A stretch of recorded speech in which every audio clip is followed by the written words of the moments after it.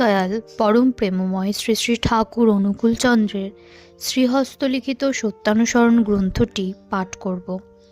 সত্যানুসরণ গ্রন্থের আজকের বাণীটিতে বলা হয়েছে, দেহ থাকতে অহংকার যায় না, আর ভাব থাকতেও অহং যায় না।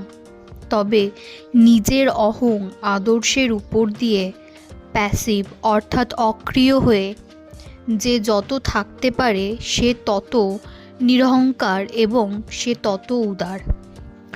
নিজের গর্ব যত না করা যায় ততই মঙ্গল, আর আদর্শের গর্ব যত করা যায় ততই মঙ্গল। পরমপিতাই তোমার অহংকারের বিষয় হন, আর তুমি তাতেই আনন্দ উপভোগ করো। অসৎ আদর্শে তোমার অহংকার ন্যস্ত করো না, তাহলে তোমার অহংকার আরও কঠিন হবে। আদর্শ যত উচ্চ বা উদার হয় ততই ভালো, কারণ যত উচ্চতা বা উদারতার আশ্রয় নেবে তুমিও তত উচ্চ ও উদার হবে। সবাইকে জয়গুরু বলে সত্যানুসরণ গ্রন্থের আজকের বাণীটি এখানেই শেষ করছি।